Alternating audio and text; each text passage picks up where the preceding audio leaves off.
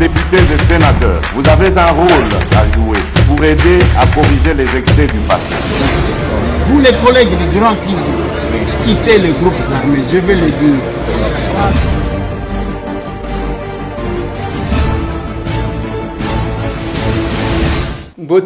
Bote lisusu bandeko nanga bino bandeko oyangai masolona député ya mukolo mwalelo tozo beta masolo tosolola ndenge bana mboka basololaka masolo ezaya nini sortie médiatique ya Félix Antoine Tshisekedi Tshilombo président de la République asalaki échange après discours naye na ONU Otomoni bandeko moko bakoti batali ba nombre de vues parmi les présidents on va intervenir yaye pendant 1 heure asali beaucoup plus de vues que tout le monde mais discours wana ezalaki biloué na biloko makambu oyo kaki bato bakoloba loba tango to aborder question ngo bina ndeko Eliezer makambu wana il faut ko bwakisa mais ko bwakisa il fallait qu'il te éclairer bino parce que il y a des choses qui se sont dites qui se sont racontées. Bon, mon aki vidéo moko ba faire circuler ya ki bazo bousculer bato bazo bunda bazui ba tyango et nous allons pour réserver primaire il y a image ndenge na lobaki 4 vidéos restent mais toko la bino la vidéo ya comment la dame prenait son vol amataki na biste lokola bato nyoso c'est une jeep pour mona ba gens ya deuxième bazo mataka bana wana jusque na pied d'avion ndenge azo mata. Il n'y a pas eu d'incident que les gens présentent aujourd'hui. Il y a 4. Il y a Makas et Zoya. Masolona député Bandekonangai n'a sorti médiatique échange à chef de l'État, Namarius Munga, Batunier, la question sur la CENI, la question sur l'état de siège, la question sur loi Tiani, et Balobi loi Tiani, Boyebi et Oyo, Ebimisaki, Bamakambu et Belé, Nakati, le chef de l'État s'est exprimé. Nasimanango, Tomoni ba tweet pai, Kuna na Facebook, Noël Tiania Lobby. Alors, nous avons estimé que Tozana Kinshasa, Noël Tiani, Azali na Kinshasa. Azana Potote, Azana États-Unis, au lieu de bandako deviner, mieux voto luka mukolo likambu to solo lanaye. Comment a-t-il accueilli la déclaration du chef de l'État? Masolona député Bandekonangai, Makambu ya Seni, o balobelaki, tokotuna ye en tant qu'acteur politique. Tokobe tapé Masolo, Makambu ya budget. Je pense que c'est son domaine. Noël Tchani a kokoka ko expliquer biso mwa muke pour tokotuna ye ba mwa mituna sur le budget proposé par gouvernement ya Sama Lukonde et puis totuna mwa mituna muke. Voilà, nous sommes partis. Pour que tout solo la naye moko qui est sur ce plateau. Mbote président. Mbote ndeko Eliezer. Oza malam. Oza malam penza kakayo. Malam penza. Bon, il s'en a une cravate rouge. On l'attaque en haut parce que matata ponyo l'attaque cravate rouge. Ozo landa loupuana parce qu'il est aussi économiste, hein, matata ponyo. Ou bien on l'attaque en haut kaka nandenge na yope. Ou bien ça a une signification parce que Yamatata, ça a une signification? Non, moi je ne suis pas superstitieux ou fétichiste comme d'autres personnes auxquelles vous pouvez penser. Je m'habille, je change de couleur de cravate tous les jours. Comme vous savez, traditionnellement, je suis un banquier professionnel formé. Et là où j'ai appris le métier de banquier, les gens ont une certaine façon de s'habiller. Ils portent essentiellement des couleurs sombres de costume, c'est-à-dire du bleu marine, du bleu foncé, et ils portent des cravates bleues ou des cravates rouges. Donc c'est de là que vient mon habitude de m'habiller comme je suis habillé. Mais je n'ai pas de référence ici. Ma référence, donc, c'est dans les banques commerciales et d'investissement à New York. Si vous allez dans mon ancien employeur, qui est JP Morgan Chase, dans le Wall Street à New York, vous trouverez que littéralement tout le monde s'habille comme je suis habillé, la chemise blanche ou chemise bleu ciel, costume bleu marine ou bleu foncé, cravate rouge ou cravate bleue. Donc c'est ça l'uniforme des banquiers new-yorkais. D'accord. Donc ça n'a pas de signification autre que ça? Ça n'a pas de signification au-delà de ça. C'est juste une question d'habitude. Je suis revenu avec tout plein de cravates, tout plein de costumes, tout plein de chemises, donc je portais aux États-Unis. Donc je ne peux pas les jeter parce qu'il y a un autre monsieur ici qui a voulu faire de la couleur de cravate rouge, donc sa couleur personnelle. Donc je ne suis pas fétichiste, je ne suis pas un suiviste, je m'habille comme je l'entends. C'est comme ça que je suis formé. Ok, maintenant que c'est au français, au lingala parce que tu l'indiques qu'un bon nombre de bateaux Coca-Cola d'ailleurs. Noël Tiani, au lobby que aux ala qui formé na monde ya mbongo donc na ba banque et sika donc kolata na yo ezokende na école yo sala na musala yo sala. Tozana mboka na biso, je commence par là. D'un côté, nous avons l'IGF qui travaille. De l'autre côté, nous avons un ministre de la Finance. D'abord, IGF a lobby que depuis Abanda qui Moussala Oyo, je crois qu'il a commencé au mois de juin ou juillet. Depuis Abandi Yango, recette à Koutaki, je prends l'exemple, il y a place Mogoye Mokwatangaki, Foner. Alors bien Koutakaka na caisse na bango 3 millions de dollars. Depuis Abandi Moussala Oyo, Nangonga Oyo, 57 millions de dollars. Donc, je ne sais pas, on va se multiplier presque par 20 le recette. Nicolas Kazadi a lobby, la réalisation à Sali, et Tikala jamais qu'au Salim, à travers la régie financière, et degré Mbongo et Zomonana, donc Mbongo et Bimi Makasi. De l'autre côté, na banque centrale, tu as que réserve de change et Mati Makasi collègue. Ça, c'est la situation. Comment trouvez-vous la déclaration yo en tant que banquier, yo en tant qu'économiste, la déclaration ils allaient tenir ou bien c'est un discours démagogique et abatteur politique alors que la réalité est autre que ça. Tolingi to mona oyo batunyo so bazo monate à travers yo mutu ya demain. Vous savez, Ndeko Eliezer, la population congolaise a été clochardisée depuis plusieurs années.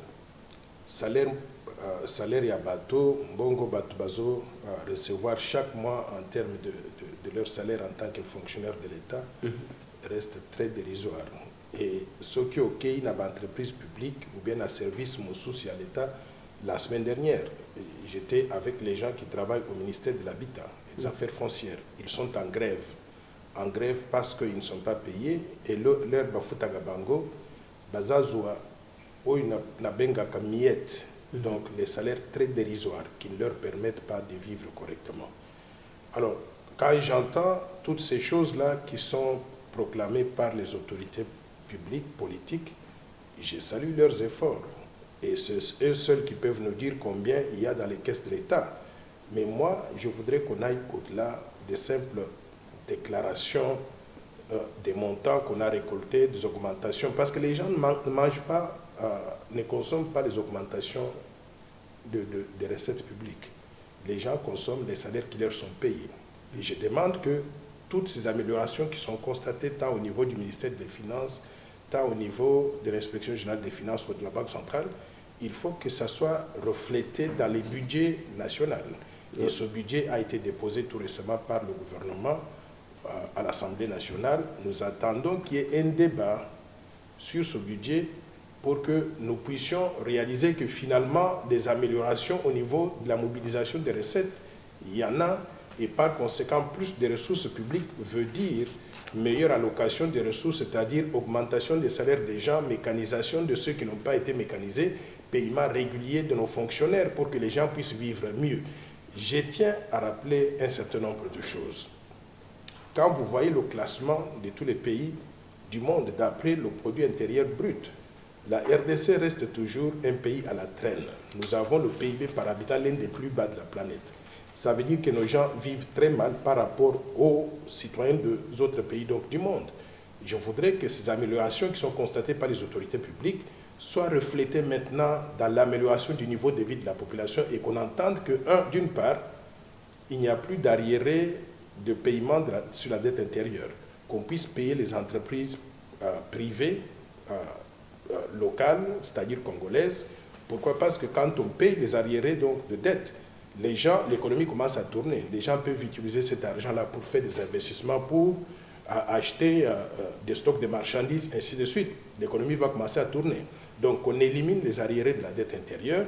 Je voudrais entendre qu'il y a maintenant des investissements plus accrus, non pas simplement au niveau de la ville-province de Kinshasa, mais dans toutes les provinces de la RDC. Pourquoi? Parce que quand vous allez en province, vous allez trouver que nos populations sont littéralement abandonnées. Donc, on ne peut pas, d'une part, clamer qu'on a une augmentation sensible des recettes publiques, augmentation des réserves d'échange, tout marche bien au niveau macroéconomique, mais sur le terrain, on ne sent pas donc de différence. Donc, je voudrais qu'il y ait en quelque sorte corrélation entre ce que les autorités publiques font et disent, mais également que cela soit reflété dans le niveau, le quotidien donc, de la population congolaise. Ça, c'est une chose.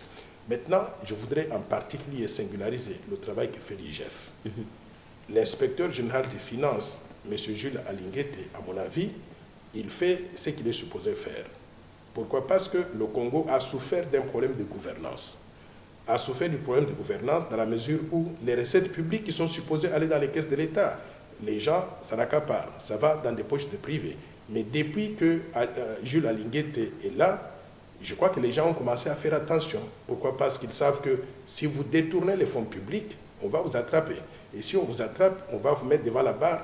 Votre chemin va être vers Makala. Nous allons assister à partir du mois d'octobre donc au procès de M. Matata. Nous attendons avec impatience ce procès-là, parce que nous pensons qu'il doit servir donc d'exemple pour que les gens sachent que quand vous êtes dans des positions publiques, vous êtes là pour servir le pays, la population, et pas pour vous accaparer donc les fonds publics. Je souhaite bonne chance à M. Matata dans l'organisation de sa défense. Mais nous voulons aussi que la justice fasse son travail pour que nous connaissions la vérité, pour que désormais les gens sachent que vous mettez la main dans la caisse de l'État. Votre vie va se terminer à Makala ou dans une autre prison donc, du pays. Donc voilà grosso modo ce que je peux dire donc, sur ça. Je voudrais juste saluer l'Assemblée nationale. Ils ont une grande responsabilité. Il y a 3 documents budgétaires qui ont été présentés là-bas. La reddition des comptes, le budget rectificatif de l'année en cours, mais également le budget de l'année prochaine. Je souhaiterais que les débats se fassent de façon transparente, rapidement, et que toutes les recettes publiques qui ont été identifiées entrent dans le cadre du budget et qu'on ait un budget qui reflète la grandeur de la République démocratique du Congo, mais aussi l'immensité des défis de développement auxquels nous sommes appelés à faire face. Voilà. Je vais d'abord poser une petite question sur la parenthèse que vous venez d'ouvrir. J'appelle ça parenthèse, avant de passer à une autre question. De par votre analyse, au cas où la justice, Matata devant la justice, et qu'il est acquitté par la justice, serez-vous convaincu de ça ou bien vous allez crier à la corruption? Non, moi personnellement, je dis, je crois dans l'état de droit. Quand on accuse quelqu'un, il est supposé être innocent jusqu'à preuve du contraire, jusqu'à ce qu'on prouve qu'il est coupable. Il appartient aux accusateurs de démontrer qu'il y a eu détournement des fonds. Et il appartient à M. Matata de démontrer qu'il n'a pas détourné les fonds. Maintenant, si la justice donc tranche dans un sens tout comme dans l'autre, Noël Tchani serait très content, étant donné que ce que nous voulons, c'est la vérité. Ce que nous ne voulons pas donc qu'un individu soit sacrifié. Nous voulons que la vérité donc triomphe. Et s'il est innocent, qu'on puisse le libérer. Mais s'il est coupable, qu'il assume la responsabilité de ses actes. Voilà, Bandeko Balandi, je suis en train de forcer M. Noël Tchani pour qu'il y ait un lingala pour nous permettre de Bolanda, yé malamu. Mais je reviens sur la question, sur le budget, sur les exploits inventés par les politiques. Na sepeli nengo lobi que ne faut pas que bakonzi babele la kembongo ekoti koleka pendant que na kati ya population bazo sentir mbongo wana te. Nengo lobi wana na affaire foncière depuis bato baza kuna grève bandi moyen te lokola awa grève bato bakipaka yango te ezande vanda na yo moko kolemba. Donc ezande ngwana jusque là ba exploit chanté batuna ba sentir yango te dans l'opinion. Mais je reviens aux économistes oyo isa monde na yo degré oyo bato bazo vantele kokotisa bambongo ya l'état madusu oyo Jules Alinguete alobia kanji oyo Nicolas Kazadi ministre ya il y a finance à Zoloba, Banque centrale à Zoloba. Est-ce que le budget déposé, ils correspondre à l'exploit nous présenté par les politiques? Soit un budget de 10 milliards de dollars américains. J'ai toujours considéré que la RDC c'est un grand pays. Nous avons besoin, si nous voulons nous développer, si nous ne voulons pas entretenir la pauvreté dans laquelle nous sommes aujourd'hui, nous avons besoin de budgets beaucoup plus costauds que 10 milliards de dollars par an. Vous vous rappelez que je suis l'auteur du plan Marshall de Noël Tchani pour la développement de la RDC. Ouais. Le plan Marshall que j'ai actualisé actuellement, ces chiffres à 15 milliards, ces chiffres à 1000 milliards de dollars repartis sur 15 ans.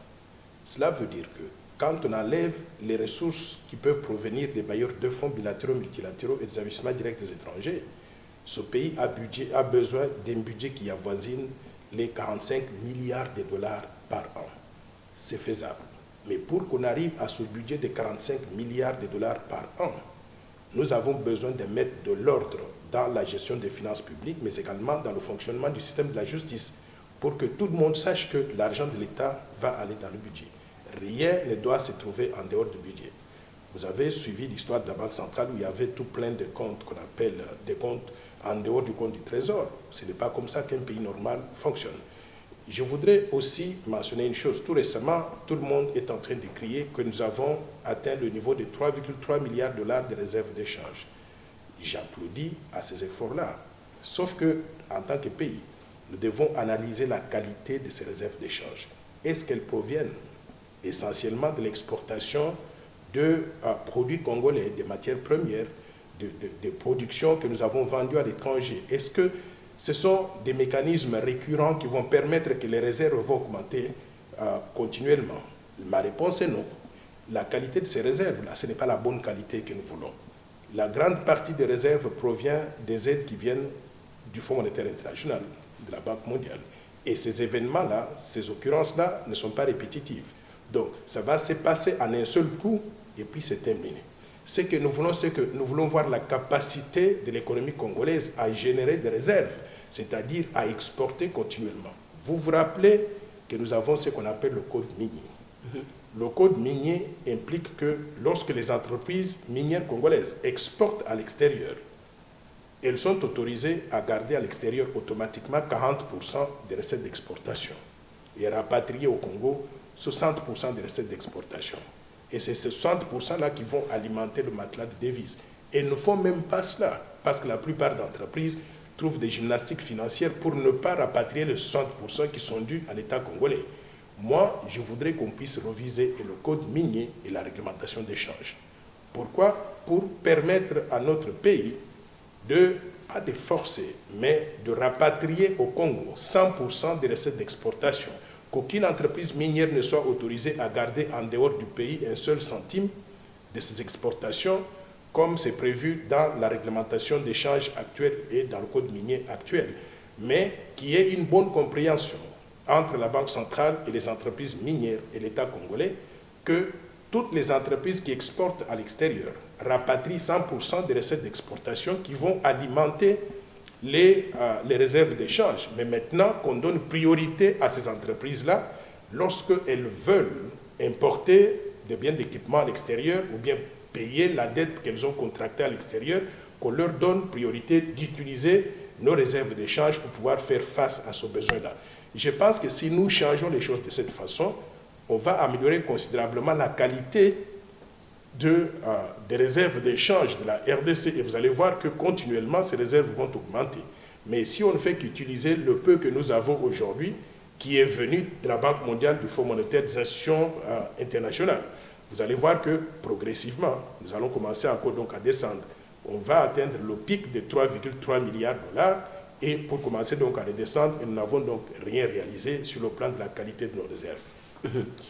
Voilà. Donc, si j'ai bien compris, un budget qui avoisine 10 milliards, c'est rien par rapport à ce que la RDC devrait avoir comme budget. Parce que vous parlez de 45 milliards au moins, au minimum. Je dis bien, et ce n'est pas réalisé donc du jour au lendemain. Ouais. Ça va prendre du temps. Mais je considère que 10 milliards de dollars, c'est déjà un effort considérable par rapport à ce qu'on a connu jusqu'à présent. Vous vous rappelez que le Congo a tourné avec des budgets qui tournent entre 4 milliards de dollars et 6 milliards de dollars. Si on arrive à 10 milliards de dollars, c'est qu'il y a eu une augmentation considérable. Il faut saluer ces efforts-là. Mais ce n'est pas assez pour développer la RDC. Je voudrais qu'on ne puisse pas commencer à se taper sur les épaules, à s'autosuffire en disant, oui, nous travaillons tellement bien qu'il n'y a plus d'efforts donc à faire. Je voudrais que les gens réalisent que 10 milliards de dollars de budget national pour un pays comme la République démocratique du Congo, c'est très peu par rapport aux défis de développement que nous avons. Et nous devons faire davantage des efforts pour arriver à réaliser mieux que ce que nous avons aujourd'hui. Mais jusque-là, ce n'est qu'un budget, ce n'est pas encore... Parce que généralement, je peux donner l'exemple de Sylvestre Ilunga qui nous a présenté un budget, je crois, qui a voisiné encore 10 milliards. Alors qu'en réalité, nous avons vu que nous sommes retombés sur les 4 milliards. Oui, au fait, quand on parle du budget, ce sont des prévisions. Oui. Mais la réalité va faire que peut-être qu'on ne va pas atteindre cela. Le tout est fonction de la conjoncture internationale. Comme vous le savez, nous avons une économie extravertie qui dépend essentiellement de ce qui se passe à l'extérieur. S'il y a un choc extérieur qui fait que nos matières premières ne peuvent pas être vendues soit au prix actuel, soit on ne peut pas vendre assez en quantité, on va réaliser donc moins de recettes d'exportation que ce que nous avons donc aujourd'hui. Donc, ce que nous avons de 10 milliards là, c'est indicatif. Ce ne sont pas des réalisations. On doit attendre qu'on puisse réaliser de recettes effectives pour être en mesure donc de dire que le Congo a autant de capacités de dépenser. Vous avez mentionné donc le Premier ministre Ilunga Ilungamba. Il me manque beaucoup d'ailleurs. Je voudrais le saluer. Ah bon? Depuis qu'il est parti, on n'a pas entendu de ses nouvelles. Professeur Ilunga Ilungamba, bonjour de ma part. Mais pourquoi vous voulez saluer? Je le salue parce que c'est un être humain. En quoi il vous manque? C'est un être humain, c'est un professeur d'université, c'est un économiste. Il a fait ce qu'il pouvait. Malheureusement, ça n'a pas marché. Mais je voudrais maintenant que nous puissions prouver qu'après le départ de Ilunga Ilungamba, nous faisons mieux. Mais pour l'instant, nous attendons encore donc de voir ce mieux-là. En quoi il vous manque? Il me manque en tant que personne, en tant qu'être humain. C'est quelqu'un que nous connaissons. C'est quelqu'un qui a travaillé pour la République. C'est un professeur d'université, c'est un père de famille. Quand on ne le voit pas, il doit nous manquer. J'ai eu à réaliser une émission avec un autre économiste dont je préfère taire le nom. Il a dit que pendant la pandémie, la plupart des pays, il n'y avait pas d'augmentation. On a noté négatif, mais la RDC a fourni des efforts. Pour la RDC, c'était positif par rapport à l'évolution de son économie. Qu'est-ce que vous dites à propos de cette déclaration? Je ne connais pas cet économiste-là sur quoi il se base. L'économie de la RDC est tellement par terre que moi, je suis fatigué de parler des statistiques. Nous avons une économie qui doit tenir compte de l'être humain des Congolais. Je serai satisfait lorsqu'on va commencer à me dire que 85% de la population active qui se trouve au chômage, on a maintenant créé autant d'emplois pour eux. Le PIB, le produit intérieur brut par habitant qui est de 458 $. Nous avons augmenté pour atteindre le niveau que je prévois dans le cadre du plan Marshall de 15 000 $ sur une certaine période. Je serai heureux lorsque on va nous dire que les salaires des fonctionnaires ont augmenté d'un certain niveau minimum à un certain niveau que les gens considèrent comme étant satisfaisant. Pour l'instant, je ne connais même pas quel est le salaire minimum garanti en République démocratique du Congo. Les fonctionnaires de l'État, quand vous allez dans les ministères, vous trouvez des gens qui touchent moins de 100 $ par mois. Ce n'est pas humain, ce n'est pas acceptable. On ne peut pas se taper sur les épaules en disant nous sommes satisfaits avec les statistiques monétaires, des statistiques financières qui indiquent que les choses s'améliorent alors que sur le terrain, le peuple continue à avoir du feu, à ne rien consommer. Nos populations meurent de faim. Nous ne devons pas nous contenter de ces choses-là, à nous s'autosuffire en disant que nous travaillons tellement bien qu'il n'y a plus beaucoup d'efforts à faire. Moi, je pense que le Congo a tout à faire et nous avons un long chemin à parcourir. Nous devons faire ces efforts-là pour que nous créions des emplois, qu'on puisse payer des bons salaires donc, à nos fonctionnaires de l'État, à nos compatriotes qui travaillent dans le secteur privé et qu'on améliore donc le niveau de vie de chacun de nous. On regarde les niveaux des infrastructures de base. Regardez la ville de Kinshasa, qui est le miroir du pays. Les infrastructures de base manquent totalement. L'eau, l'électricité n'est disponible qu'à moins de 10% de la population. Allez à l'intérieur. j'ai vu le reportage fait par Bossolona Politique, Israël Moutom, que je remercie au passage, qui est allé dans ma ville natale de Nganajika. Il a fait le reportage aujourd'hui. Le barrage de Kafumbu, qui présente un potentiel de développement incroyable. Si on investit pour construire le barrage de Kafumbu, on construit donc 2-3 routes là-bas, on y met de l'eau, Ngandajika deviendra le grenier qui va nourrir toute la République. Donc, prenons des projets de ce genre-là. Ce sont des projets qui sont viables. Investissons de l'argent de l'État dedans, mobilisons le secteur privé pour que nous puissions remettre le peuple congolais au travail.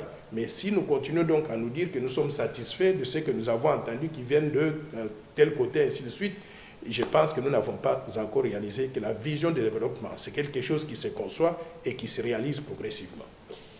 À ce que je sache, Ngandajika n'a pas un problème d'eau. Il y a de l'eau qui coule plus que Kinshasa, c'est que je sache. Ngandajika a un problème d'eau.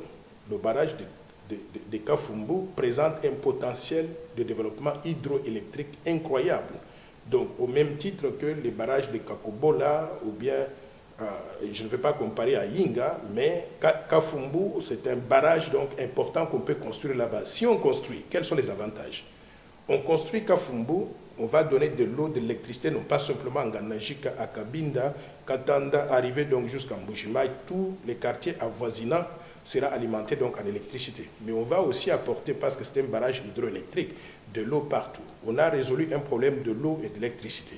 Mais qu'on construise maintenant les routes. Il y a 3, 4, 5 routes qu'il faut construire, qui ne sont même pas très longues, d'une distance de 150 km dans un sens comme dans l'autre. Mais si on arrive à construire cela, Ngandajika deviendra le grenier des produits agricoles. On peut y développer l'agroalimentaire, parce que Ngandajika produit littéralement du tout. Du tomate, du maïs, du manioc, de l'arachide, du riz. Littéralement, tout peut être produit là-bas. Et vous savez que c'est Ngandajika qui alimente la ville de Mbujimaï et beaucoup d'autres villes avoisinantes.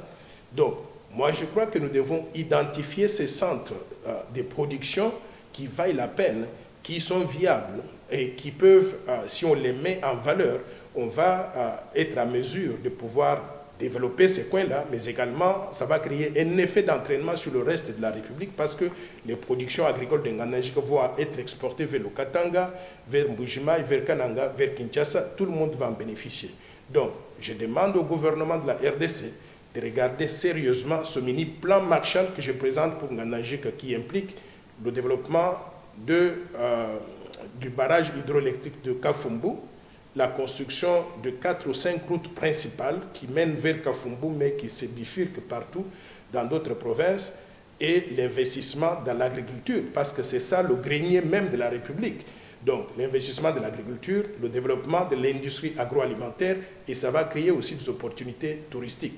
Si on fait tout ça, moi je pense qu'on va commencer à réaliser que le pays avance. On ne peut pas dire que nous avançons simplement en investissant dans l'État. Donc à Kinshasa, nous sommes tous des consommateurs. Mais les centres de production, c'est comme Ngandajika et d'autres aussi, coins de la République. Merci, Mwanamboka Noël Tchani. Bon, beaucoup de c'est parce que je sens qu'il est plus à l'aise en français que en lingala. Je sais que beaucoup de takininga mais tatawana zolo bakaka français bo ndenge ni comprenez. Ce qui n'a pas dit ko balingala, bango nyonso bako banda ko seka. Bako ba o muto ayebi lingala. Ayebi lingala. Donc il faudrait qu'on trouve un juste milieu. Je suis à l'aise en français, le français c'est une langue. Merci, merci. Je passe à la deuxième question. La deuxième question c'est la question de la CENI. Les composantes apparemment bloquées, surtout la composante confession religieuse. Nous sommes là et le chef de l'État s'est exprimé là-dessus.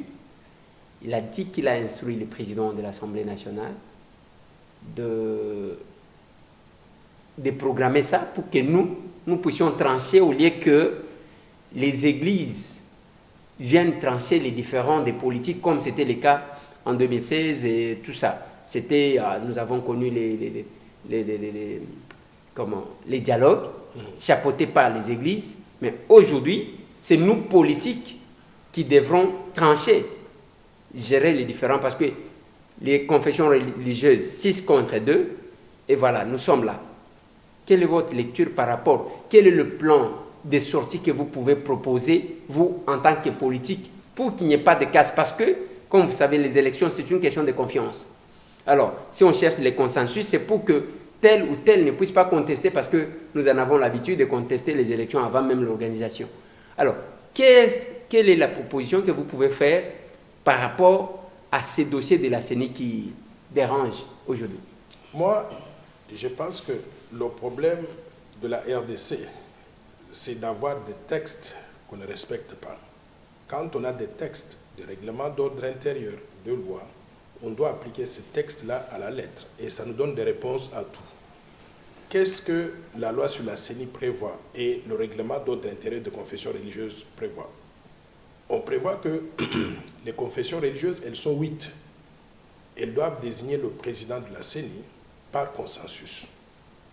Mais les mêmes textes disent que si on ne peut pas trouver de consensus, il faut procéder au vote. Je pense qu'il faut être très clair dans la définition du consensus. Est-ce que consensus veut dire unanimité? Non. Consensus veut dire, vous vous concertez et vous vous dites tous, nous nous mettons d'accord sur tel individu. Mais si cela n'est pas possible, à cause des conflits d'intérêts, parce que la réalité c'est que chacune des confessions religieuses est venue avec son candidat dans la poche. Et là-dessus, c'est compliqué de pouvoir trouver un consensus si chacun tient mordicus à son candidat à lui. Et ce qui est grave, la plupart du temps, le candidat qui est originaire du coin du chef de confession religieuse. Alors, moi, je crois que nous avons péché par là. Alors, maintenant, si nous devons appliquer les textes, les confessions religieuses ont eu un vote, la majorité s'est dégagée, il faut respecter cela. Et c'est parce qu'ils ne peuvent pas donc s'entendre dans ces conditions que tous les groupes de confessions religieuses envoient leurs procès-verbaux à l'Assemblée nationale et qu'on demande au président de l'Assemblée nationale d'organiser donc le vote au niveau de l'Assemblée nationale, de la représentation nationale, et qu'on nous donne qui on va choisir. Mais tout celui qui sera choisi par l'Assemblée nationale, il faut que tout le monde s'incline. À un moment donné, il faut qu'on ait de la discipline. On ne peut pas avoir un pays où on a des anarchistes, même au niveau des confessions religieuses. Vous demandez telle chose, on ne vous donne pas cela, vous refusez, vous allez dans la rue, vous commencez à protester. Donc c'est ça que je propose. Donc je veux que les textes soient respectés, et si on ne peut pas donc le faire, qu'on donne l'occasion à l'Assemblée nationale, qui est constituée de représentants du peuple, de se prononcer, mais tout celui qui va sortir du choix de la représentation nationale, il faut que toutes les confessions religieuses et tous les Congolais l'acceptent. Entre le respect des textes et la violation des textes qui aboutirait peut-être à une solution plus qui permettra que nous puissions avoir un climat. Parce que là, nous avons d'un côté le rapport des 8 confessions religieuses et de l'autre côté les PV. Pendant que les textes ne parlent pas des rapports, les textes parlent de PV.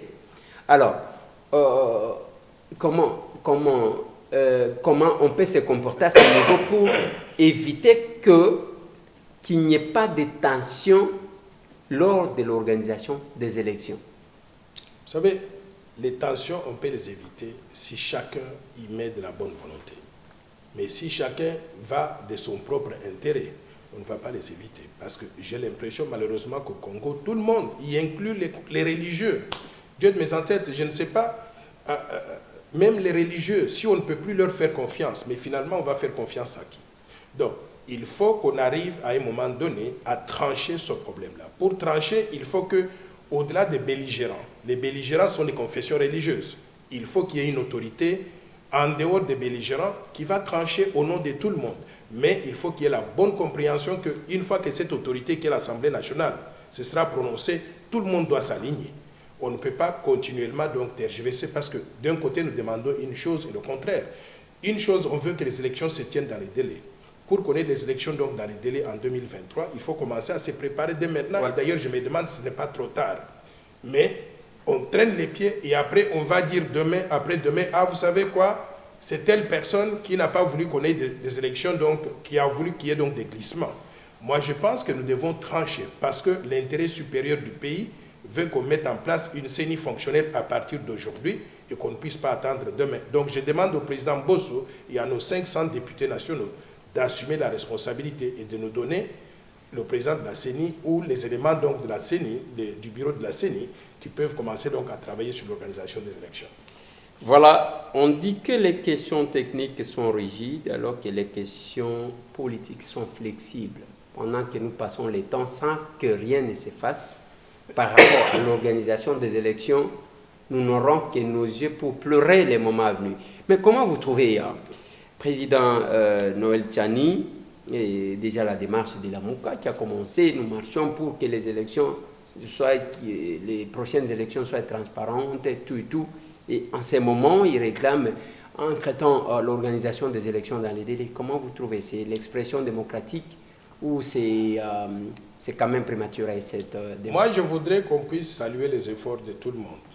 Les confessions religieuses, les partis politiques, les partis d'opposition, le gouvernement. Si tout le monde regardait la même direction, avait le même intérêt que moi j'ai, de pouvoir faire avancer la RDC le plus rapidement possible parce qu'on ne peut plus attendre, je pense qu'on pourrait avoir des attitudes constructives. Je salue l'organisation de la marche qui a été faite tout récemment par la Mouka dans des conditions que nous connaissons. Et on leur a dit de ne pas tenir la marche, mais ils ont tenu à le faire. Donc la marche a eu lieu. Maintenant, une fois qu'on a passé cette étape-là, on ne peut pas toutes les 2 semaines avoir des marches.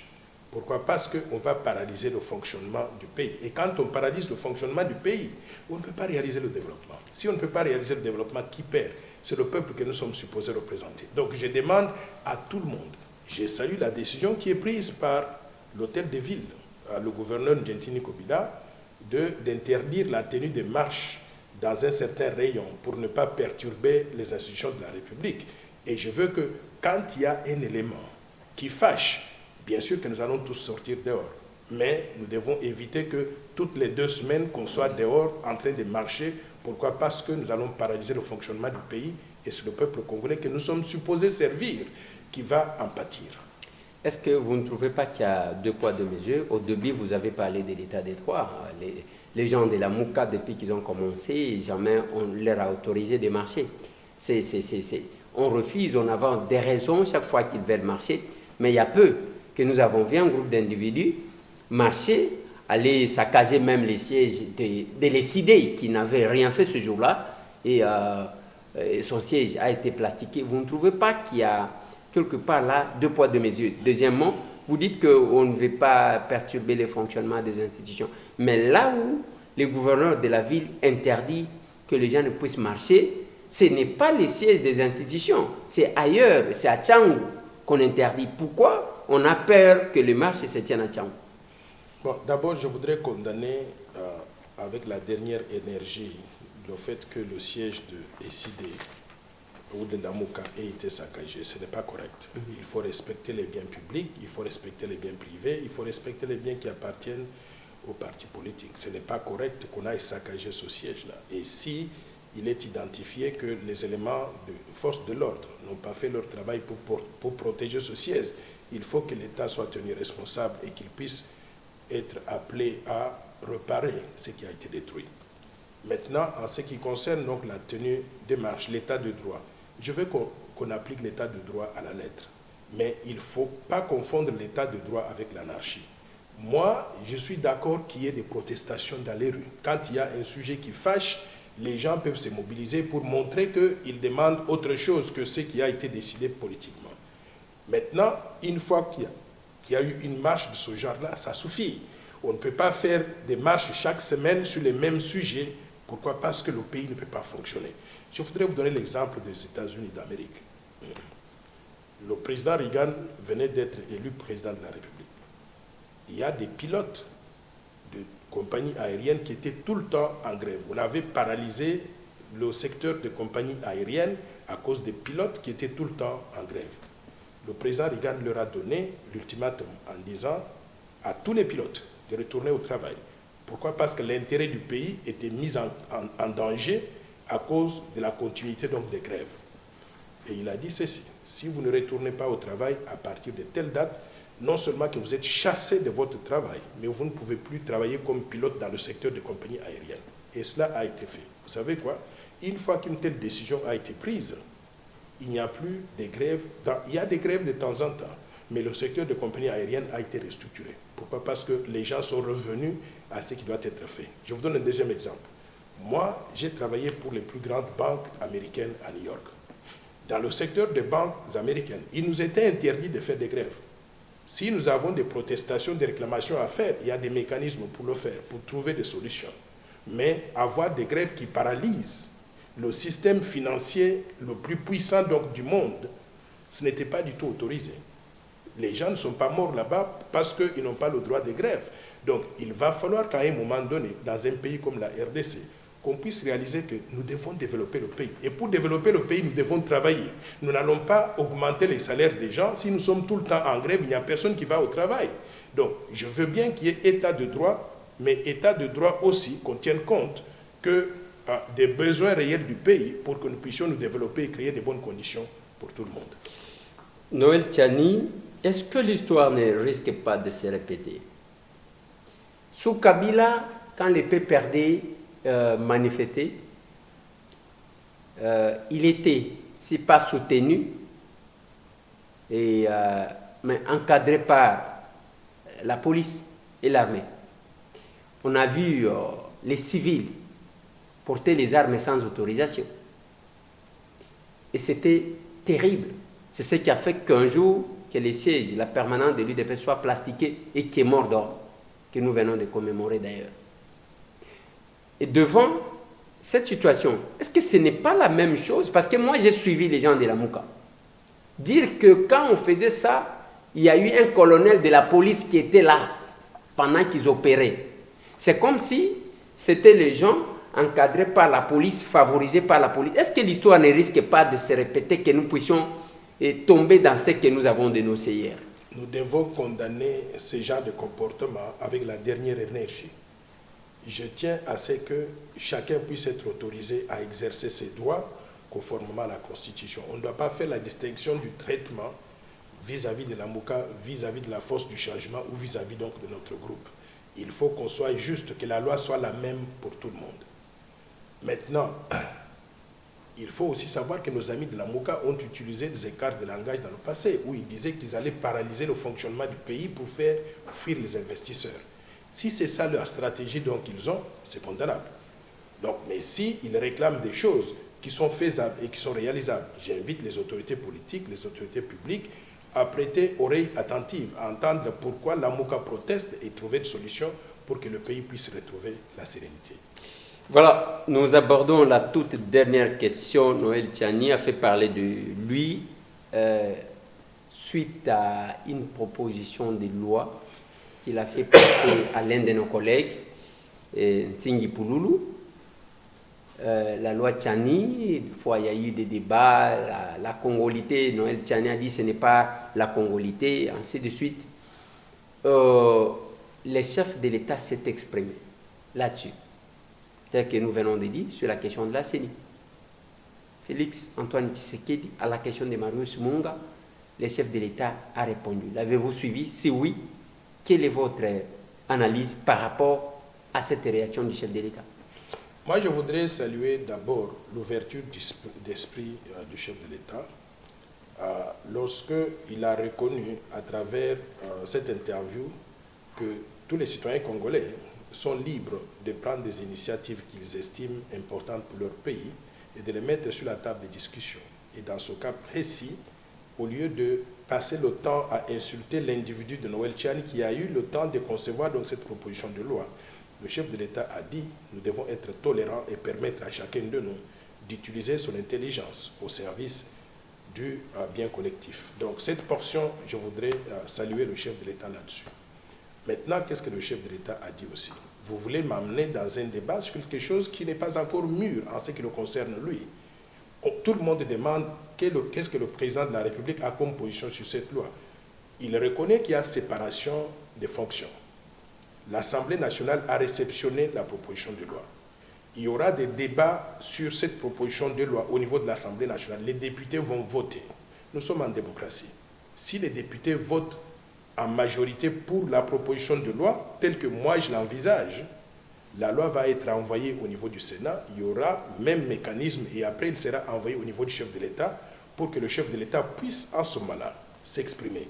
En ce stade ici, il ne peut pas s'exprimer. En ce stade, il doit laisser le jeu se dérouler correctement.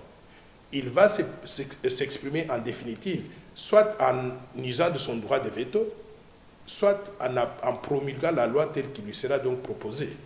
Mais ce temps n'est pas encore arrivé. Donc, les précipitations que je vois dans la presse, les gens qui cherchent à connaître son point de vue, comme si le point de vue du chef de l'État doit dire donc aux députés nationaux adopter la loi ou ne pas adopter la loi, je pense que ce n'est pas démocratique. Je voudrais encore une fois de plus dire à tous nos compatriotes que d'après ce que je sais, la proposition de loi que nous avons déposée là-bas et que l'honorable Singhi Pouloulou a remise dans les mains donc de l'Assemblée nationale, elle a été envoyée conformément à la procédure intérieure de l'Assemblée nationale au bureau d'études de l'Assemblée nationale. Elle est à l'étude à ce niveau-là. Une fois qu'on a terminé l'étude de la proposition de loi et qu'on a fait des modifications, des recommandations, elle sera envoyée au gouvernement pour que le gouvernement puisse aussi se prononcer. Et après cela, elle va être mise sur la table donc, des députés nationaux pour qu'il y ait donc débat.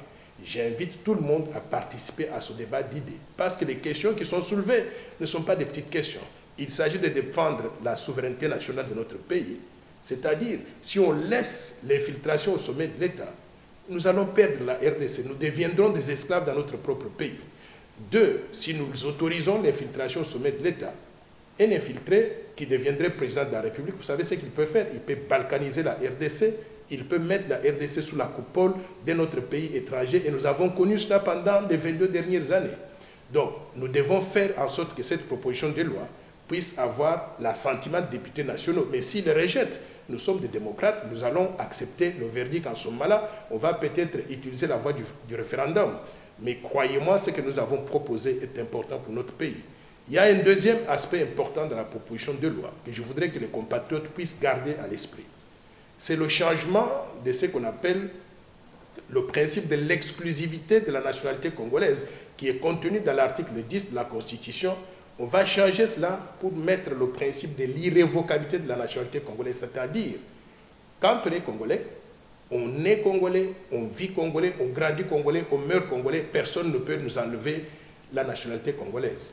Cela veut dire quoi? Cela veut dire que si vous allez à l'étranger, vous obtenez des papiers étrangers que vous appelez nationalité étrangère, ça vous regarde. Mais quand vous venez en RDC, nous vous reconnaissons en tant que l'un de nôtres. La conséquence de cela est celle-ci. Le pouvoir public ou personne dans notre pays n'a le droit ni le pouvoir d'expulser un citoyen congolais de la RDC vers un pays étranger sous quelque raison que ce soit. Je pense que ces modifications-là vont faire en sorte que environ 10 millions de nos compatriotes qui sont éparpillés dans la diaspora vont recouvrer la nationalité congolaise qu'ils ont perdue à cause du principe de l'exclusivité de la nationalité congolaise contenu dans la Constitution donc actuelle. 10 millions de personnes, ça veut dire, c'est comme la population du Congo-Brazzaville, plus la population du Gabon, plus la population du Burundi, plus la population de la République centrafricaine. C'est beaucoup de personnes. Ce sont des ressources humaines de qualité dont notre pays a besoin pour son développement. On ne peut pas abandonner les nôtres à l'étranger alors que nous avons de la place au Congo où ils peuvent donc se développer. Le chef de l'État dit que ça ne doit pas être un critère parce qu'il y a les Congolais des pères et des mères qui ont géré, qui ont détourné, qui ont volé, qui ont détruit ces pays. Ce n'est pas un élément, ce n'est pas un argument qui tient. Le chef de l'État, c'est un individu parmi les 105 millions de Congolais que nous sommes. Il peut avoir aussi son point de vue qu'il faut respecter. Mais je voudrais juste clarifier que ceux qui ont détruit ce Congo-là, ce ne sont pas simplement les Congolais de père et de mère, mais c'est aussi les autres là. Et d'ailleurs, les autres là, ils ont opéré sous les Congolais de père et de mère pour faire plus de dégâts qu'on ne pouvait l'imaginer. On n'a pas besoin d'aller dans ce détail-là. Je vous invite simplement à savoir que quand on a un pays comme le nôtre, qui est convoité par tous les pays du monde, qui est convoité par des pays voisins, nous devons prendre des mesures pour protéger la souveraineté de notre pays, le sommet de l'État. Et parmi ces mesures-là, c'est la proposition de loi que j'ai faite. Maintenant, si on a eu des Congolais de père et de mère qui ont mal géré dans le passé, nous voulons que dans l'avenir, qu'on adopte des critères de sélection des dirigeants qui vont faire que parmi les Congolais de père et de mère, on aura les meilleurs d'entre nous qui vont nous donner la meilleure performance pour le pays.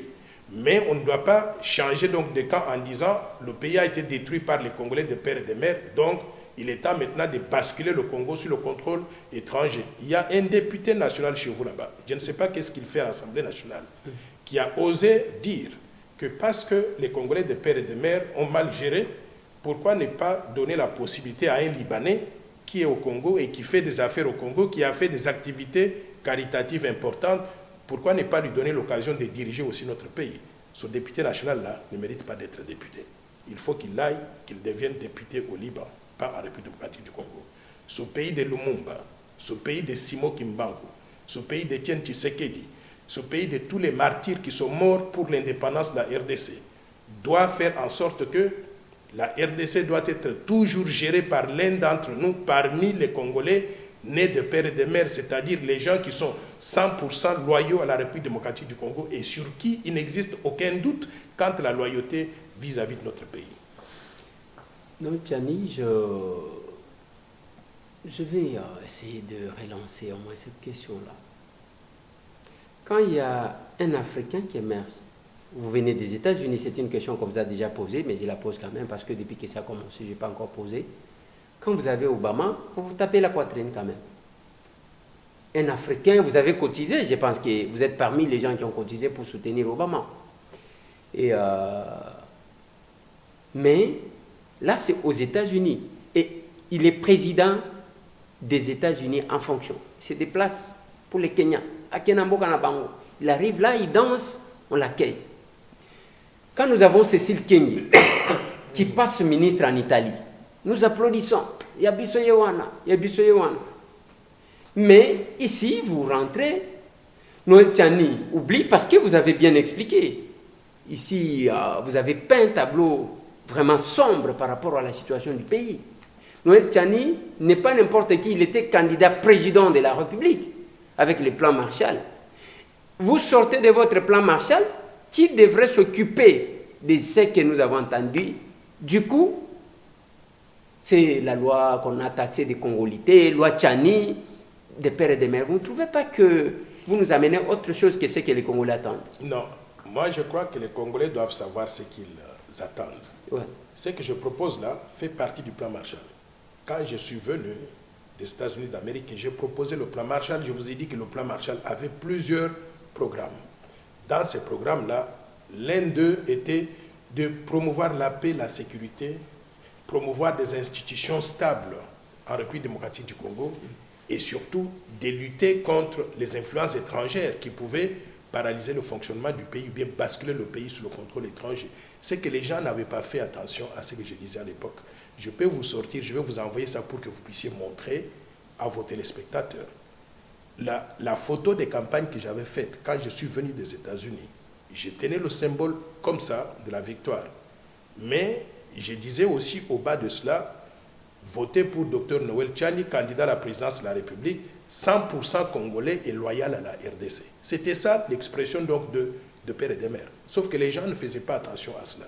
Ils se réveillent aujourd'hui. Pourquoi? Parce qu'il y a des individus qui ont commencé à faire du bruit en disant non, il dit ça pour nous viser, nous personnellement. Mais je vais vous donner cette photo-là pour que vous puissiez la montrer aux téléspectateurs. Qu'en 2016, quand j'ai sorti le plan Marshall, j'ai demandé aux Congolais de voter pour un candidat qui est 100% loyal à la République démocratique du Congo, c'est-à-dire né de père et de mère congolais. Ça, c'est la première chose. Maintenant, la deuxième chose, c'est que je n'ai pas abandonné l'idée du plan Marshall. Bien au contraire, je l'ai même actualisé. Le plan Marshall avant Covid-19 portait sur 800 milliards de dollars sur 15 ans. Je l'ai actualisé pour tenir des défis soulevés par Covid-19. Il est aujourd'hui chiffré à 1000 milliards de dollars sur 15 ans.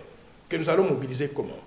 D'une part, en luttant contre la corruption, la contrebande, en revisant ce qui doit être fait dans tous les secteurs, y inclut les secteurs miniers, agricoles, mais également le secteur du tourisme, qui sont générateurs donc de recettes importantes.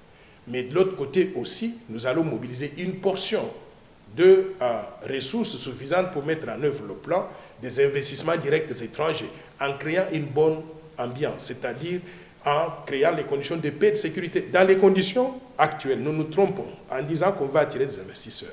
Ils ne vont pas venir tant qu'il y a donc des bruits de bottes sur le territoire national. Ils ne vont pas venir. Donc nous devons créer cette ambiance-là où le climat est apaisé, où il y a la paix et la sécurité sur l'ensemble du territoire national. Et à ce moment-là, en luttant contre la bureaucratie, en mettant en place une administration publique qui fonctionne, un système de justice qui fonctionne, un cadre incitatif pour le secteur privé, un système fiscal tel que les gens se sentent à l'aise à venir ici et à ne pas sentir qu'on est en train, en quelque sorte, de leur soutirer de l'argent alors que leurs activités commerciales ou productives n'ont pas encore commencé à donner donc des résultats. Ça, c'est le plan Marshall que j'ai proposé. Mais il y a aussi une dernière portion d'argent qui pourrait venir dans le cadre du plan Marshall. À part les ressources intérieures, les investissements directs étrangers, il y aura aussi de l'assistance bilatérale et multilatérale que je minimise. Pourquoi? Parce qu'un pays ne peut pas se développer en tendant la main continuellement à la communauté internationale, en disant on a des réserves d'échange, mais l'augmentation est venue du Fonds monétaire international de la Banque mondiale. Ce n'est pas comme ça que le pays va se développer. Nous devons mobiliser des ressources intérieures. Donc, le plan que j'ai actualisé, je vais le présenter bientôt, peut-être à l'Université catholique du Congo, là où j'enseigne actuellement, mais aussi donc dans d'autres forats, dans d'autres universités à travers le monde, à travers donc la RDC. Et les gens vont réaliser que nous n'avons pas mis sur la table simplement la loi Tchani qui fait partie du plan Marshall. Il y a tout un plan global de développement qu'il faut que nous mettions en œuvre pour que le pays puisse donc se développer. Noël Tchani, qui est Congolais de père et de mère selon vous? Parce que, je vais continuer avec ma question, parce que la plupart des populations qui vivent au Congo actuellement ont toujours une provenance, peut-être à part les pygmées. Selon vous, qui est Congolais de père et de mère? La congolité de père et de mère commence par quelle génération? Je voudrais déjà disputer l'utilisation du mot congolité, vous savez ce que j'en pense. Ouais. Les détracteurs de notre proposition de loi ont inventé ce terme péjoratif pour rappeler les mauvais souvenirs de la Côte d'Ivoire, l'ivoirité, où on refusait la nationalité à 7 millions de personnes originaires donc, du nord, à la frontière avec le Burkina, en disant que ce sont des Burkinabés et non pas des Ivoiriens. Ici, nous n'avons pas de problème de congolité. Tous les Congolais sont les mêmes, ils sont les nôtres, ils sont mes compatriotes. Ce que nous disons, c'est quoi? C'est que parmi les Congolais, il y a des Congolais de père et de mère, des Congolais de père ou de mère, il y a des Congolais expatriés, des Congolais naturalisés, il y a des Congolais apatrides qui ont été trouvés sur le sol congolais, on ne sait pas les exclure donc d'ici. Tout ce monde-là, d'après la Constitution, ce sont des Congolais et je les accepte tous. Ils sont tous égaux devant moi et ce sont mes compatriotes. Maintenant, nous disons que pour des raisons de souveraineté nationale, comme cela a été fait dans d'autres pays, et je vais vous mentionner quelques exemples, il faut que certaines fonctions, qui ne sont même pas nombreuses, je parle de président de la République, président du Sénat, président de l'Assemblée nationale, président de la CENI, de la Commission électorale nationale indépendante, le haut commandement militaire de l'armée, des FARDC, le haut commandement du commissariat général de la police, les hauts magistrats, le premier ministre et les ministres régaliens, c'est-à-dire les finances, la justice, la défense, les affaires étrangères et quoi d'autre? Intérieures, les affaires intérieures. Ces postes-là, ils ne sont même pas une trentaine. Nous disons que ces postes doivent revenir Pas au Congolais, le gouverneur de la Banque centrale du Congo. Nous disons que ces postes-là doivent revenir exclusivement, les gouverneurs aussi des provinces. Nous disons que ces postes doivent revenir aux Congolais dont nous sommes sûrs de la loyauté à l'égard de la RDC, c'est-à-dire qui sont nés de père et de mère. Mais cela ne veut pas dire que les autres Congolais ne sont pas des Congolais. On ne dit pas qu'ils sont des sous-Congolais. Nous disons simplement qu'ils peuvent tout faire dans le pays. Ils peuvent devenir des médecins, des professeurs, ils peuvent être des ministres dans d'autres ministères qui ne sont pas des ministères régaliens. Ils peuvent occuper tous les postes possibles, sauf ces postes-là, une trentaine simplement. Et je ne pense pas qu'une trentaine de postes crée de la discrimination par rapport au reste. Je voudrais vous donner l'exemple des États-Unis d'Amérique. Obama, que les gens invoquent à tort, c'était un Américain à part entière, à 100%. Pourquoi? Parce que la mère d'Obama était irlandaise. Le père d'Obama, c'était Kenyan naturalisé américain. Obama est né sur le sol américain. D'après la loi américaine, il était américain comme John F. Kennedy, comme Bill Clinton. Il remplissait tous les critères pour être président des États-Unis d'Amérique. Maintenant, il y a des Américains aussi qui ne sont pas éligibles pour la présidence de la République. Arnold Schwarzenegger, naturalisé américain, il a été gouverneur, l'un des meilleurs gouverneurs que la Californie n'ait jamais connu. On lui a dit, stop, vous ne pouvez plus monter au-delà de cela. Henry Kissinger, il a été secrétaire d'État ou ministre des Affaires étrangères. Il a tout fait. C'est l'un des meilleurs que les États-Unis n'aient jamais connu. On lui a dit, stop, vous ne pouvez plus aller au-delà de cela. Madeleine Albright, il y a des milliers de personnes comme ça. D'après la loi américaine, vous savez que les États-Unis ont une population de 325 millions d'habitants. Sur les 325 millions d'habitants, il y a au moins 100 millions d'Américains. qui sont des Américains naturalisés, qui ne remplissent pas les critères pour être président des États-Unis. Sur 325 millions d'habitants, vous excluez 100 millions d'habitants et vous ne parlez pas de la discrimination. Mais quand dans notre pays, nous avons 105 millions d'habitants, on dit simplement que 30 postes sont réservés aux nationaux, vous criez la discrimination. Que les Américains aillent d'abord changer la loi chez eux pour permettre à tout le monde d'être candidat à la présidence des États-Unis d'Amérique pour venir nous donner des leçons par la suite. Mais oui, pour l'instant... J'ai besoin de cette réponse, M. Noël Tchani. Les Congolais des pères et des mères commencent à compter à partir de quelle génération? Voilà. Parce que vous avez dit qu'Obama, son père naturalisé, tout, mais il y a quand même d'autres personnes qui sont naturalisées aussi congolais. Exact. Alors j'aimerais comprendre votre compréhension de Congolais des pères et des mères, c'est laquelle? Je vais répondre. Ouais. D'abord, je voudrais vous donner mon exemple particulier. Peut-être à partir de là, on va élargir. Ouais. Quand vous voulez connaître qui est Noël Tchani, vous allez ici à l'aéroport de Ndili, vous prenez l'avion, vous descendez en Bujimaï, vous prenez une voiture, vous descendez en Ganajika, et vous prenez une voiture de là, vous allez dans un village qu'on appelle Benampiana Benmunganda. Et quand vous arrivez là-bas, c'est assez spectaculaire. Et je voudrais amener tout le monde, les journalistes et les députés nationaux, pour qu'ils aillent voir. Vous allez voir la tombe de ma mère et de mon père, côte à côte. Vous allez voir juste à quelques mètres de là la tombe de mon grand-père. Et vous allez juste à quelques mètres de là la tombe de mon arrière-grand-père, jusqu'à 5 ou 6, 7 générations que j'ai pu identifier. Ça, c'est du côté de mon père. Vous allez dans le village voisin, Benekaseki, toujours en Ganajika, dans le territoire au secteur de Chiyamba. Vous arrivez là-bas et vous allez demander le père de ma mère et de mon père. De ma mère, le père et la mère de ma mère. Et arrière-grand-père du côté de maternelle, arrière-arrière-grand-père, jusqu'à 4-5 générations. Chacun de nous, on peut identifier cela. Si nous voulons connaître... Donc c'est jusqu'à la 4e ou 5e génération. Moi, je dirais nous pouvons aller jusqu'à 3e ou 4e génération. Je pense, ça c'est ma proposition. Mais encore une fois de plus, je ne veux pas être la seule personne qui dicte à la République démocratique du Congo ce que nous devons faire. Les députés nationaux sont mûrs suffisamment pour recadrer cela. Mais moi, je propose 3 à 4 générations. Nous pouvons identifier qui est Congolais des pères et des mères. Maintenant, nous avons aussi des cas assez spéciaux. Prenons quelqu'un qui vous dit que son père est roumain, sa mère est zambienne, sa femme est originaire donc de la Namibie. Et cette personne veut devenir président de la République démocratique du Congo. On nous prend pour qui? Nous sommes des idiots ou quoi? Il n'a aucune loyauté à l'égard de la RDC. Vous lui donnez les clés du palais de la nation, vous savez quoi? Il va faire venir ses cousins et on va recoloniser les Congolais. Et nous ne voulons pas vivre cette situation-là. Ce n'est pas pour rien que le Lumumba est mort.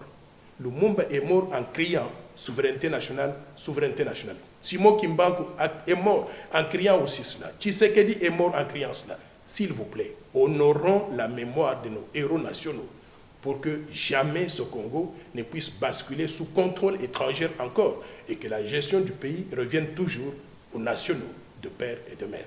Voilà, Noël Tchani, alors que dites-vous de Sarkozy? Que dites-vous des Dirupo en Belgique et tant d'autres? Parce que ces gens-là, quand nous prenons Dirupo, ni des pères ni des mères belges. Je dirais ceci. Vous savez, chaque pays a son histoire. OK? Ouais. Nous, notre histoire de la République démocratique du Congo, c'est que nous sommes un pays très convoité. Les gens me demandent, et le président Félix Tshisekedi a fait allusion à cela, je voudrais lui répondre maintenant. Il dit que ce pays a été dirigé par les Congolais de père et de mère. C'est vrai. Est-ce que nous avons réussi? Sur le plan de développement économique et social, Excellence, Monsieur le Président, nous n'avons pas réussi. Vous avez totalement raison. Mais les Congolais de père et de mère qui ont dirigé ce pays ont réussi quelque chose que je voudrais que tous les Congolais gardent à l'esprit. C'est quoi? C'est que le Congo est resté intact. Dans les 2 342 000 km², nous avons conservé cela. Nous n'avons pas balkanisé le Congo. Nous avons conservé l'intégrité territoriale malgré les menaces. C'est ça la grande réalisation des Congolais de père et de mère qui ont dirigé notre pays. Et je voudrais, Excellence, Monsieur le Président, que nous puissions tenir cela en compte dans les délibérations pour que cette loi soit approuvée. Le jour qu'on aura un Congolais qui n'est pas de père et de mère, qui peut être utilisé comme un infiltré au sommet de l'État, nous n'aurons plus la RDC que nous avons. Vous allez voir que Minembwe va partir du côté du Rwanda. Peut-être Ituri, Sud Kivu vont partir donc du côté de l'Ouganda ou bien du côté de... Donc nous ne voulons pas cela. Nous voulons préserver l'intégrité territoriale, nous voulons conserver la souveraineté nationale et nous voulons nous assurer que notre pays va passer donc d'une génération à l'autre. Mais ces générations-là vont être des générations congolaises à 100%. Une question, Noël Tchani. J'aimerais que nous puissions, que ce soit une question directe, nous faisons question-réponse, en quelque sorte, parce que nous tendons vers la fin de l'émission. Joseph Kasavubu, selon vous, il était de père et de mère ou pas? Oui ou non? Il était de père et de mère. Parfait. Et Maréchal Mobutu, de père ou de mère, selon vous? De père et de mère. Parfait. Nous est Laurent Désiré Kabila? De père et de mère. Joseph Kabila? Je ne sais pas le dire parce qu'il y a eu beaucoup d'histoires qu'on a racontées sur lui, mais je devine que si c'est le fils de Mzé, il doit être de père. Je ne connais pas sa mère, mais je peux dire simplement que je connaissais Mzé. Si c'est son père, il était le fils de Mzé. Parce que vous avez parlé de la balkanisation. C'est pourquoi je pose la question. Vous avez dit, au cas où on aurait un étranger à la tête du pays, il va balkaniser. Sous le régime Joseph de Kabila, oui, dont il y avait le doute sur ses origines en réalité. Il y a eu quelques menaces. Vous vous rappelez qu'il y a eu Bosco Tanganda qui régnait à l'est de la République, sur tout un territoire. Bosco Tanganda, Kabila nous l'a présenté comme étant un général congolais. Mais il régnait à l'est de la République sur tout un territoire et ce territoire échappait totalement au contrôle de la RDC. Alors, il y a eu même, j'arrive, oui. Il y a eu même vous vous rappelez qu'il y avait un avion qu'on a arrêté donc dans la partie que contrôlait Bosco Tanganda. Cet avion vient, s'installe là-bas, sort des dollars, on achète des matières premières et il les répare à l'étranger. Cette portion fonctionnait comme un territoire étranger. Et quand Bosco Tanganda est parti à la CPI, vous savez ce qu'il a fait? Il est allé là-bas, il a dit qu'il va parler en Kinyarwanda, la langue de chez lui. Mais tout cela était sous la protection de Joseph Kabila, dont la nationalité était sujette à caution. Mais Mobutu, que vous avez présenté comme de père et de mère, son directeur de cabinet, là où tous les secrets de l'État passé, c'est ce qui manque peut-être dans votre démarche, était rwandais, oui ou non? Je vais vous dire ceci. Nous avons verrouillé une trentaine de postes, mais nous nous attendons à ce qu'il y ait des séminaires de sensibilisation pour que, quand vous êtes dans un poste verrouillé, vous devez faire attention avec qui vous allez faire affaire, qui vous allez employer. Si vous allez employer donc des gens qui ne sont pas... Par exemple, on n'a pas parlé des épouses. On voudrait bien verrouiller aussi les épouses de tous les postes verrouillés. Vous savez pourquoi? Vous ne pouvez pas être président de la RDC. Nous disons que vous êtes loyal 100% à la RDC, mais vous avez une femme rwandaise, ou une femme burundaise, ou une femme originaire de notre pays. Il y a un problème. Est-ce que vous ne sentez pas vous-même, vous ne sentez pas que Noël Tchani, en réalité, ce qui pense que vous visez est un individu en raison, parce que là où vous allez, vous voulez décrire les personnes sans les citer nommément? Non, pas du tout. Je vais vous dire ceci. Oui. Nous avons un pays de 105 millions d'habitants. Et je voudrais vous mentionner quelques pays. Je vous ai dit tout à l'heure les États-Unis d'Amérique qui ont exclu plus de 100 millions de personnes sur 325 millions. Vous pensez qu'on visait Henry Kissinger? Non. On visait la protection de l'intérêt supérieur du pays. Nous avons un pays tel que l'Algérie, la Tunisie, le Maroc. Ces pays-là, vous pensez qu'on visait la famille quelconque? On visait la protection de l'intérêt supérieur du pays. Nous avons connu un exemple ici en Zambie. Et je veux que les Congolais puissent se réveiller. En Zambie, on avait le président Mwanawasa. Et il y avait un vice-président, M. Scott. Soudainement, les Zambiens ne s'attendaient pas à ce que M. Scott devienne président de la République. Mwanawasa meurt au pouvoir. Quand il meurt, on regarde la Constitution, on dit, tiens, qui va devenir président? C'est un Écossais qui est avec nous ici depuis plusieurs générations. Est-ce que c'est acceptable? Les Zambiens ont vite adopté une nouvelle constitution en 2016. La constitution donc dit quoi? Pour être président de la République, il faut être zambien de nationalité, mais avoir les deux parents qui sont aussi zambiens. L'équivalent donc être né de père et de mère zambiens. Donc, regardons les exemples des autres pays, ce qui est arrivé à d'autres pays. Si nous y allons toujours par sentiment... Vous venez de dire que chaque pays a ses réalités, a ses origines. Quand j'ai posé la question par rapport à la France et à la Belgique. Oui, ce que je veux dire, c'est que nous avons une histoire tumultueuse. L'histoire de la RDC, c'est quoi? C'est que tous les pays voisins veulent nous envahir. Est-ce que nous avons été victimes de ça? Oui. Mais nous avons été victimes de l'invasion rwandaise, ougandaise, burundaise. Et nous ne prenons pas des mesures pour que cela ne puisse plus arriver, mais nous devons être naïfs. Je demande mais la France a été Congolais, victime des de l'occupation, la Belgique a subi, mais jamais ils n'ont adopté ça. Je vais vous dire une chose. Je vous donne l'exemple. Vous avez mentionné la Belgique. Ouais. J'ai rencontré hier un compatriote. Il est métissé. Il m'a dit que sa mère est de Kananga et son père est belge. Il m'a demandé quel était son statut. Je lui ai dit d'abord que vous étiez mon neveu. Vous êtes congolais, à part entière, comme tout le monde. Vous pouvez tout faire dans notre pays, sauf devenir président de la République. Donc les gens commencent à venir négocier chez vous, Noël Tchani. Vous pouvez faire tout dans notre pays, sauf occuper ses fonctions de souveraineté. Et je lui ai demandé, lui là, je lui ai demandé, vous voulez devenir président de la République démocratique du Congo? Il a dit non. Je lui ai dit, mais pourquoi vous protestez? Demandez Non, à mais tout parce ce que monde. vous êtes allé plus loin, vous avez dit, même gouverneur, est-ce que vous savez que vous attirez de la foudre de la part d'une bonne partie, parce que d'une bonne partie de la Grande Orientale, d'une bonne partie du Kasaï occidental, Kananga, J'arrive. et une bonne partie de l'Équateur. Est-ce que vous réalisez J'arrive. Vous savez, oui. j'ai parlé avec un professeur de l'UNIKIN qui est originaire de la province orientale. Il enseigne ici à Kinshasa. Il est allé à l'UNIKIS, à Kisangani, pour donner un cours. Et dans une discussion, on a mentionné mon nom. Il a découvert que j'étais extrêmement populaire dans la province orientale. Tout le monde ne jure que par de père et de mère. Les gens de l'Est, ils ont connu ce que nous n'avons pas connu. Non, Ils veulent que le pays soit protégé. Est-ce que votre démarche, Oui.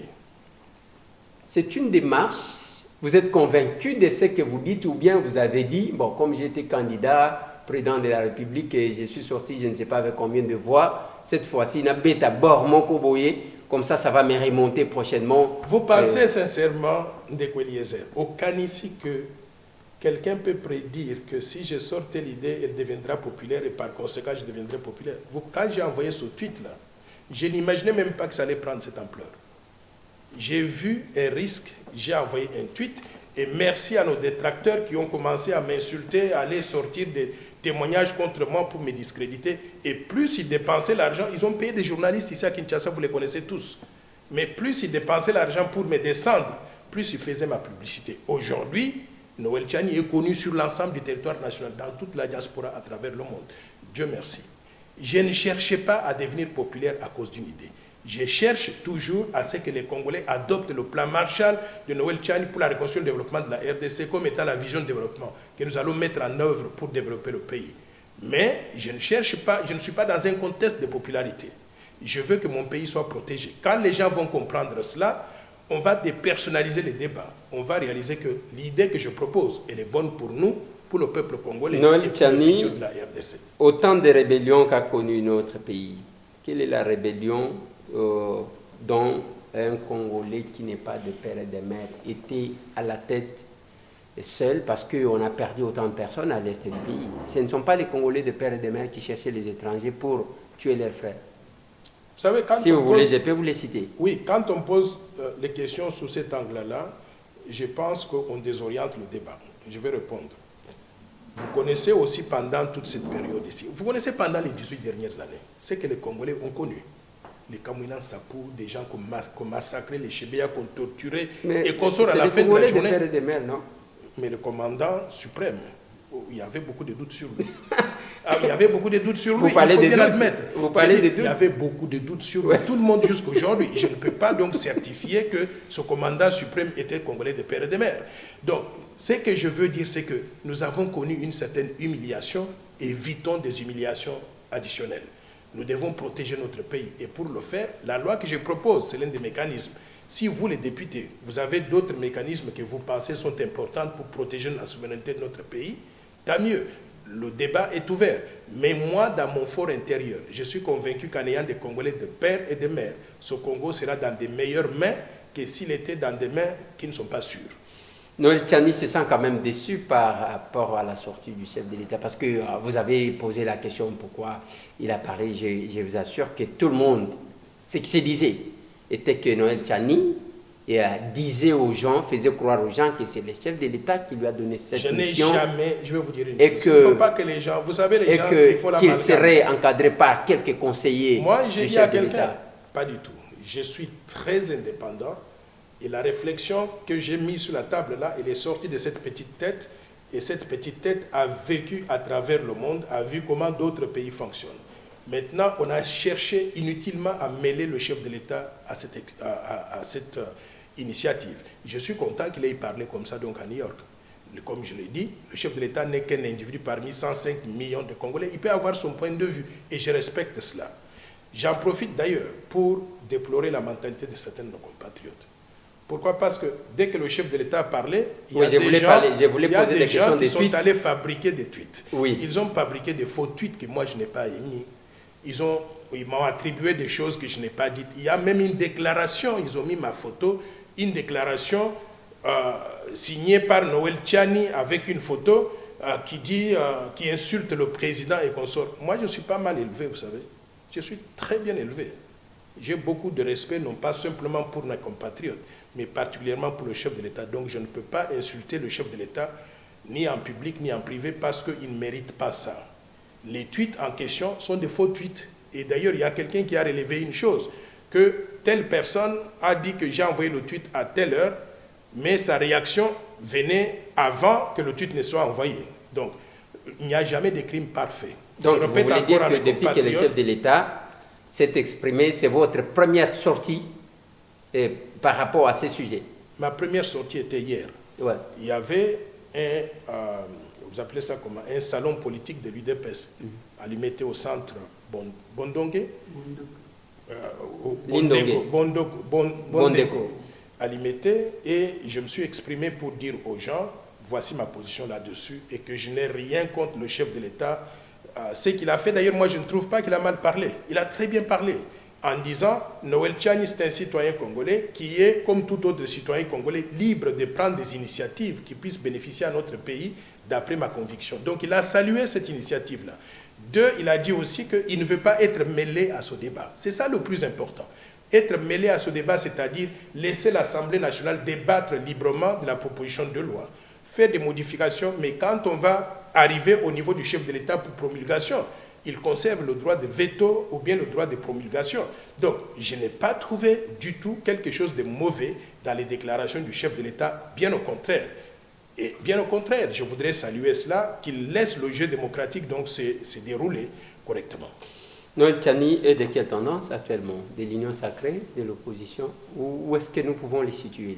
Je suis dans la force du changement. La force du changement, c'est un regroupement politique indépendant qui milite pour des changements qualitatifs au niveau du sommet de l'État, mais également à tous les niveaux de l'administration publique.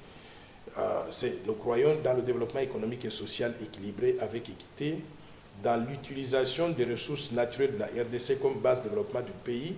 Nous croyons dans l'état de droit, dans le partage équitable des richesses nationales et dans les investissements massifs, tant dans le capital humain, mais également dans les infrastructures et enfin dans la diversification économique. Donc c'est une force. Vous êtes proche de quelle tendance? Vous voulez... Parce qu'aujourd'hui, nous avons l'Union sacrée. L'Union sacrée regroupe tous ceux qui soutiennent les chefs de l'État. De l'autre côté, nous avons l'opposition, aujourd'hui composée d'IFCC. Nous avons appris qu'il y a des rapprochements entre mon vieux Martin Fayoulou, Adolphe Mouzito et Joseph Kabila. Nous avons appris ça. Ce sont ces gens-là qui sont dans l'opposition. Vous êtes de quel côté? Du côté de ceux qui soutiennent les chefs de l'État ou de ceux qui s'opposent au chef de l'État? Vous savez, le problème avec l'Union sacrée, c'est qu'il n'y a pas de charte pour qu'on sache qui fait quoi à l'intérieur de l'Union sacrée. Mais j'ai fait partie, la force du changement fait partie des structures politiques qui ont été consultées par le chef de l'État pendant les consultations populaires pour mettre en place l'Union sacrée. Donc de ce point de vue-là, je suis du côté donc de l'Union sacrée. Nous partageons les mêmes idéaux avec l'Union sacrée. Maintenant, est-ce que nous partageons ces idéaux aveuglément? Non.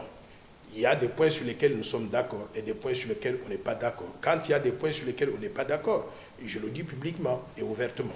S'il y a des points aussi... Noël Tchani, bientôt 2023, parce que Félix Tshisekedi tient à l'organisation des élections en 2023, donc dans les délais constitutionnels, en dépit de tout ce qu'il y a comme perturbation. Noël Tchani rêve quoi? Va-t-il se représenter ou va-t-il soutenir la candidature de Félix Antoine Tshisekedi Tshilombo? Moi, je pense que c'est trop tôt de se prononcer sur des candidatures. Les élections de 2023 que nous attendons, que nous appelons de tous nos voeux, doivent avoir lieu dans les délais constitutionnels. Maintenant, qui va être candidat, qui ne va pas être candidat, moi je pense qu'il faut laisser ce gouvernement travailler. À supposer que ce gouvernement travaille de façon miraculeuse et que nous arrivons en 2022-2023, le taux de chômage a baissé de 85% à 15%. Le PIB par habitant a augmenté de 458 $ à 1000 $. Les salaires minimums payés aux fonctionnaires de l'État au Congo a augmenté considérablement à 1500 $ par mois. Nous allons dire les infrastructures, c'est-à-dire il y a plus de gens qui ont accès à l'électricité, à l'eau potable. Nous allons réévaluer cela en disant « Waouh, ce gouvernement travaille tellement bien que nous devons lui donner la chance de pouvoir continuer. » Mais si les choses continuent à être telles qu'elles sont, ou elles s'empirent, il faudra qu'on se pose la question, en 2023, qu'est-ce qu'il faut faire? On n'en est pas encore là pour l'instant. Pour l'instant, moi je souhaite bonne chance au chef de l'État et à son équipe qui est en place pour qu'ils réussissent et qu'ils montrent au peuple congolais de quoi ils sont capables. Et on va les évaluer au moment opportun. Merci beaucoup, Dr Noël Tchani, pour votre disponibilité. C'est à moi de vous remercier. Omoni, au Bosnaki, ko Solonanga Inalingara. Prochainement, il faudrait tout le bambala le bosso, il faudra tout solana. Moi, mouké na lingala parce que naïbi que ba auditeur naïo, ba téléspectateur naïo, ba lingaka, bato ba le bagalingala. Parce que lingala nanga ils ont moins limité. Prochainement, na conseil moi entraînement. C'est que entre Yona Ibrahim, qui n'est pas de père et de mère, mais Azolo balingala, Azo beta. Na yosko congolais de père et de mère linga les obeta mabako monite que nos différences au ezali que République démocratique du Congo est un grand pays. Il y a 4 langues nationales. Chiluba, Lingala, Swahili, Kikongo. Même ndinga kula Chiluba bimpa menemen. How du musba ni tuyukila mu langue nationale. Il faudrait on permettre bani nikila mu Chiluba. Donc, de cette façon-là, les gens vont me suivre aussi facilement. Mais je n'ai pas la facilité. Un Moulouba qui a fait la différence, parce que moi, je sais que les Balouba, partout, ils sont quand même, leurs enfants parlent Chilouba. Mais j'ai amené un Moulouba au Kassai, Marcel Bilomba. J'ai eu honte, j'ai dit, mais ça, c'est quel Moulouba, ça? Même si on a un Chilouba, Hadi Moussouban, tu es au Kassai, nan moi n'abani, ndi arrivé mon terrain qui est conquis. Donc, c'est chez moi, je parle la langue de chez moi. Mais quand je suis à Kinshasa, nazo sala nyonso pour apprendre lingala, mais ce n'est pas très facile. Mais comment vous allez apprendre? Yo vani nanda kukaka cravate à tout le monde. Je n'ai jamais vu Noël Tchani en dehors des costumes, cravate. C'est comme ça que même quand je venais, bien que c'est les week-ends, je me suis dit, bon, comment on fait? Je vais trouver ce monsieur-là seulement en cravate. Mais le lingala, ça prend. On dit l'habit ne fait pas le moine. Ce n'est pas parce mais que on reconnaît aussi les moines à travers son habit. D'accord, mais moi je porte. D'ailleurs, tout récemment, vous savez, je porte les abacos. Mais il s'est fait que quand j'ai porté l'abacos pour faire une interview tout récemment. Mais je vais vous dire une chose, j'étais très surpris. J'ai juste fait une interview avec Stéphane Balamwangue de Eden TV, une très belle interview. J'ai porté la bacos avec l'écharpe, mais les réactions de tous les internautes étaient horribles. Tout le monde me dit non, toi ça ne te convient pas. Et pourtant c'est une tenue nationale qu'on devrait populariser. Voilà, merci beaucoup Noël Tchani, merci aussi à vous chers téléspectateurs, merci du temps que vous avez pris à nous suivre. Parce que ça ne sert à rien. Noël Tchani, Azalikaka, à Kinshasa. Ce qui a ça pouvait être compliqué. Je l'ai appelé et du coup, il a hésité avant. Après, il me rappelle, il me dit, il y a qu'à solo là. Il faut qu'il y a Mukolo Likambo. Balobaka, Nachiluba Balobaka. Non, il y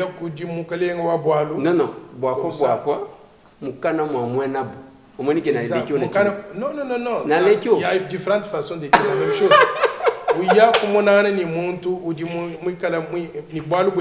Là, c'est l'explication. Mais il y a l'adage.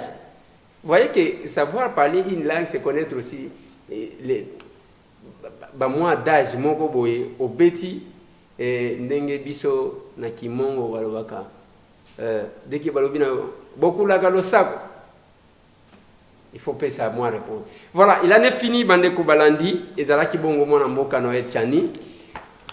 Oyo toyaki kosolola na ye sur la sortie médiatique du chef de l'État, quelle était sa position à lobby makambu ya seni. J'ai beaucoup plus aimé l'analyse na ye en tant qu'économiste parce que banzembo tozoyoka biso tozaba élu mikolo nyonso tosali ba exploit oyo nanu bomona te, mais la population ne sent rien, ba grève de l'autre côté, donc ça pose problème. Il fallait kobenga, moi je ne suis pas économiste yango omoni na tunie et pour que akoka kopé sabino ni nazolo.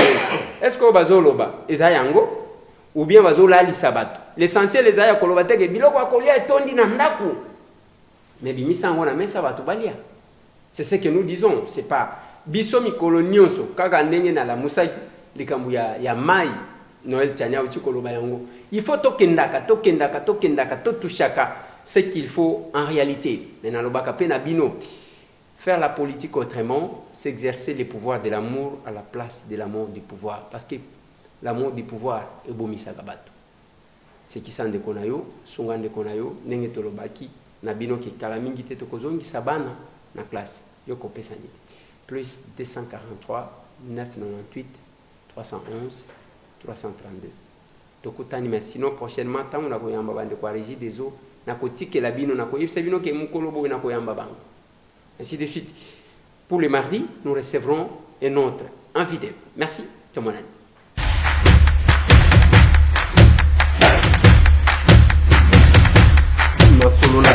Honorables députés et sénateurs, vous avez un rôle à jouer pour aider à corriger les excès du passé. Vous les collègues du Grand Kivu, quittez les groupes armés, je vais le dire.